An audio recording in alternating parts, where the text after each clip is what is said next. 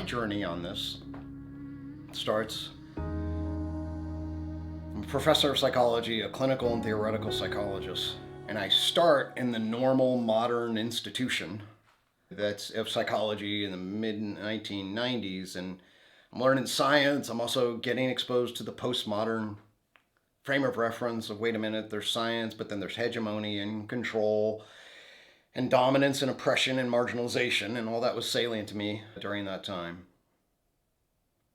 And it was also the case, for whatever combinations or reasons of my constitution and orientation, that I knew, saw, felt the need to create and include and transcend whole picture, and was situated in the context of both the science of psychology and the practice of psychotherapy. And my story is that as I backed into that, not with intent, but just basic constitution, dispositions, I was oriented towards what we might call coherence as a frame of knowledge. I wanted to actually, put it bluntly, shit to make sense.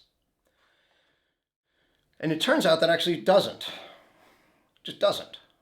So that's part of my story, is to be very clear, and it's not new, but I want everyone to understand just how profound it is. This stuff doesn't make sense. And what I mean by that is, when you zoom out and ask for the puzzle pieces to be framed, I'm not saying things need to make sense so that we know everything about everything. That's absurd. But things need to make basic sense. Okay? And I would argue that things make basic sense in physics and chemistry and biology. But then, in my discipline, I didn't realize this, they don't make basic sense. We don't know how to make, it's certainly not positioned in a scientific framework, basic sense out of my discipline. And that's amazing to me. And I call that the problem of psychology. And part of my story is telling everybody that there's a thing out there that my discipline had as its history. It's called the crisis in its history. And everyone was freaked out about it when they realized the crisis. 1899, there's a crisis. And then it was realized in the 1920s and 30s. And then my discipline brushes it over. I mean, there's a story here. My discipline saying, well, it's really wishful thinking. We really should be not asking how to make sense. Just go apply the methods of science, if you're a scientist, to whatever you call your topic of interest. And then you just say you're interested in some sort of mental process and study it by measuring behavior. But actually, that's not what, if you can agree right off the front, we actually don't know what we mean by mental process, and there's 6 million different definitions, and you decide what your definition is. Folks, that's a real problem. And especially we don't even know what we mean by mental process relative to the behaviors we're going to measure. So anyway, people who know me know that my life's obsession, John Vervaeke, one of the individuals who brings us here through his own wisdom and vision, will tell you from his own cognitive science, we don't know what we mean by mind. I'll say we don't know what we mean by behavior, and we don't know what we mean by the science, what the science of psychology is about. I didn't start with the idea that we should try to solve this problem. I backed into it and then realized that I had been briefly exposed to it and then brushed it over. And then what is it and why is it there? I also had a couple of insights that enabled me to get a grip on it in a different way.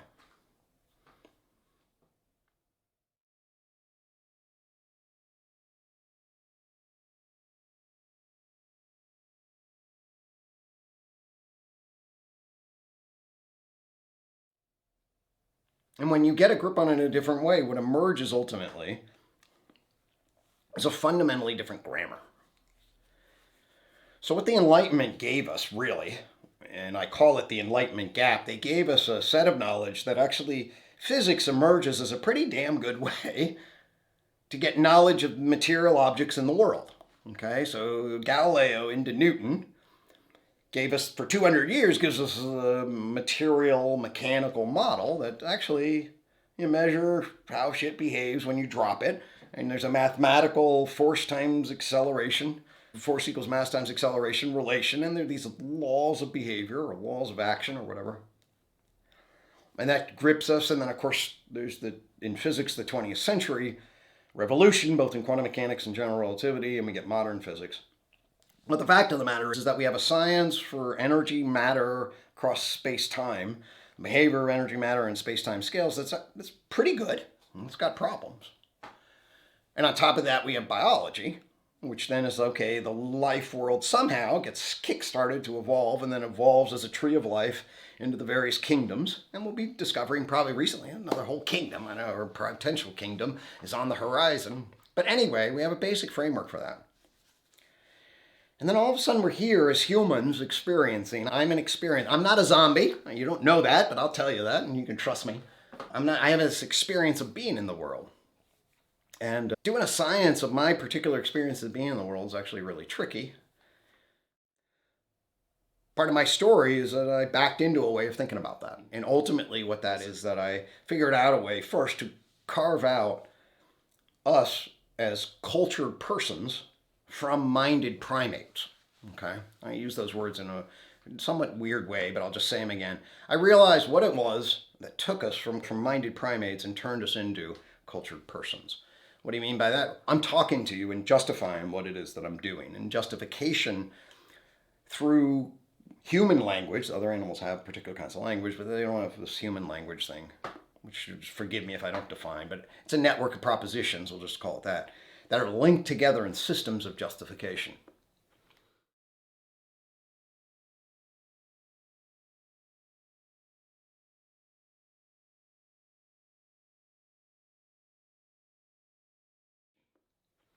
And I'm here to share my narrative, my story, and much of our lives are organized by justification narratives. The narratives gives us a beginning, a potential end, key moments, formative archetypes. Look at Jung and the themes that we have that draw us.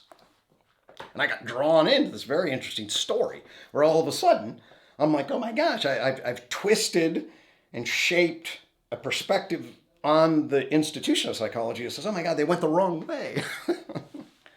And I'm in the darkness out here, and I'm on the cutting edge and fighting dragons, to use a Jordan Peterson reference, in the darkness and trying to bring home the goods in relation. And I actually think I slayed the dragon and figured out a way to bring home a grammar of understanding.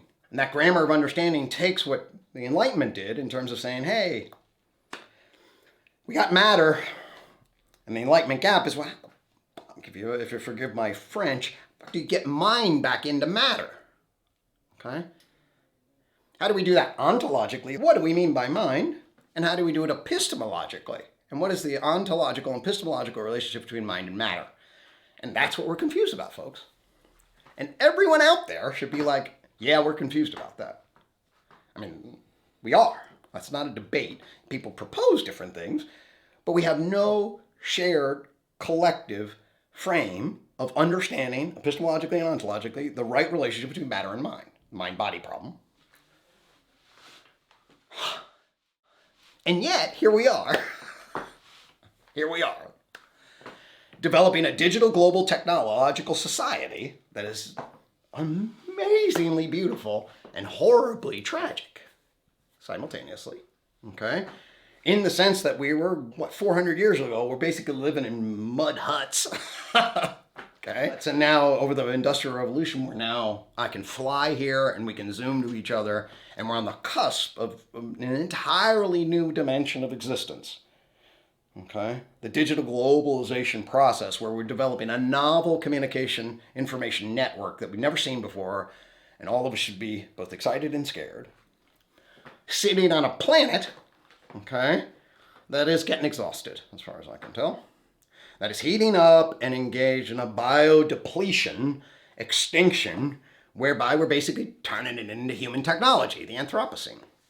And to the extent that we continue to invest in chewing up Mother Nature and spitting out plastics, and also building atomic bombs and potentially genetic weapons that would turn us into seething viruses pretty quickly, we find ourselves in a pretty vulnerable spot.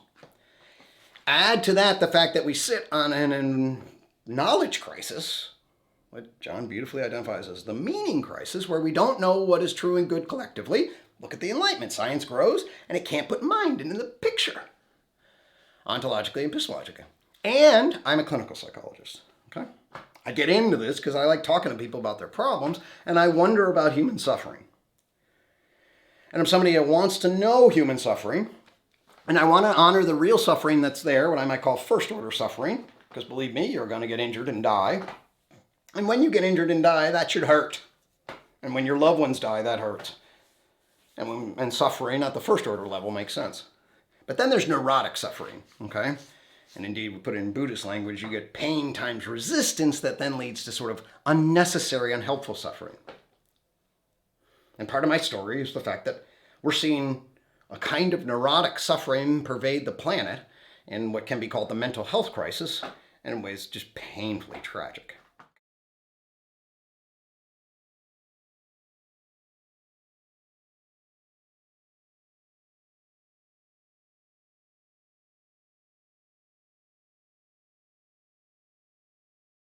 And so I'm deeply interested in trying to figure out, and now am part of a story, and have a line in that story that says, there is a way to bridge the Enlightenment gap.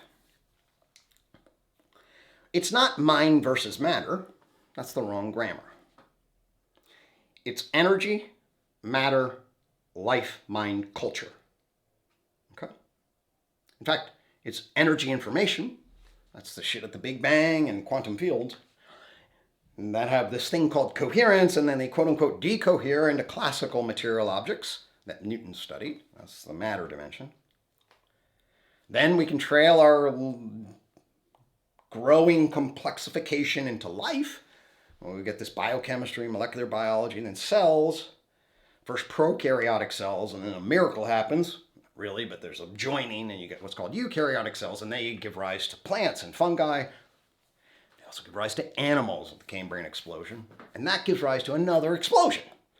So we go from material objects into living organisms.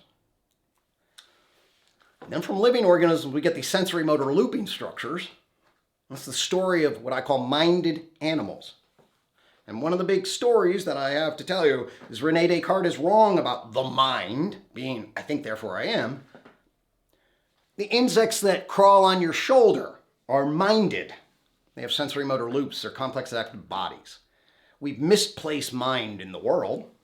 And that's different than plants, which are living and have plant intelligence. But they don't get up and walk around. It's the getting up and walking around, what B.F. Skinner called behavior, which is actually, he didn't tell you what kind. Plants behave, BF.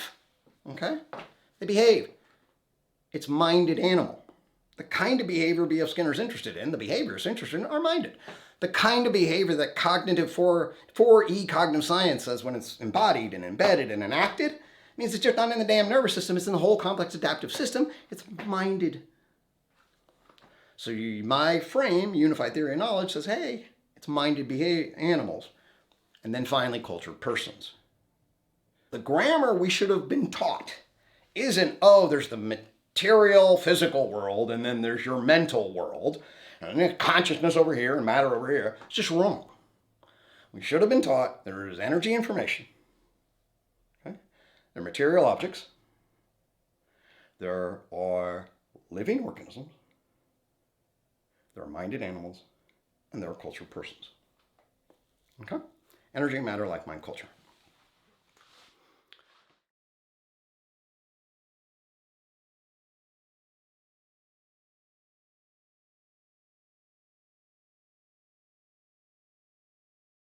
Not only is that important for the story of who we are, it's important for the story who we're about to become. And the reason it's important for the story we're about to become is because it says something. When we go from matter to life, what happened is the emergence of a new information processing communication network, genes into cells. When we go from living organisms to minded animals, it's an emergence of a novel information processing network and communication network. Brains inside of animals doing information processing and animal communication. When we go from minded animals to cultured persons, it's a novel information processing communication network. Talking. Well, folks, let's tell the story. Is there another emerging information processing communication network? Well, we laid that shit down in the 20th century, and now we're talking to it with LLMs. Chatbots are now interfacing with our systems of justification. We've generated the digital globalization network. We've laid it down. What gains control over that?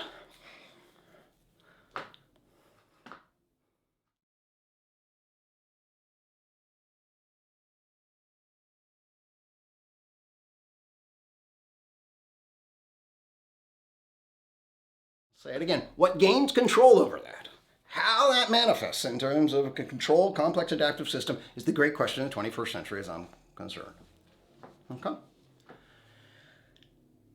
And how does that organization connect to what I call the wisdom stack beneath it? How does this digital globalization connect to our human lives, our lovers, and our families, and the way we live in the world as cultured, persons, minded, animals, living organisms on this planet? How? This is what's called the fifth joint point in my system. And my life, in many ways, is a story of the fifth joint point as I live it. In other words, energy to matter, joint point 1, matter to life, joint point 2, life to mind, joint point 3, mind to culture, joint point 4, culture to digital, 21st century, the kairos of the moment that we find ourselves in. And this is why I think I'm here in the Respond Network. Because there's a felt sense that there's a kairos of the moment that says the old shit that we were doing isn't up to the task. And the reason, both because of the Industrial Revolution does to the planet and the emergence then of information digital technologies is changing everything. We need a reorganization fundamentally, and we need to do it wisely. We need to bridge a wisdom stack of embodied understanding and to orient it and connect it with the emerging technology, and to do so that's sustainable and oriented towards value. And I don't think we're doing that. In fact, I think the powers that be are basically eating through the tree that we live off of and are going to kill us all if we don't change course. At least that's a very reasonable conclusion. I'm not something apocalyptic, but the natural course is, hey, there's a good chance this whole goddamn thing's coming down, and that doesn't feel good. So that's how I live my life. And I want to respond to that. I want to connect with other people who are in the process of waking up consciously and who in their own language sense the fifth joint point and recognize we need a new conscious evolution and we need to connect together and we need to figure out a way to become aware of the pre-modern and traditional, modern, postmodern, and then meta-modern cultural consciousness that wisely allows us to develop, not in some sort of totalitarian white male way, obviously, with a postmodern sensibility that says no, but with a way that says, yes, there is such a thing as wisdom, and it's not just social identity politics, but there's a fundamental way to connect to the wisdom of the ages through the science that we have that enables us a Sophia, a love of knowledge, oriented toward phronesis, living wisely in a collective. And I'd like to think that my little baton of energy information is now weaving together with other batons of energy information in a Respond network here in Bergerac that enables us to build a larger network that is then one part of another webbing system that hopefully is part of a conscious evolving system that allows us to be good ancestors in the back half of the 21st century. And that is my narrative.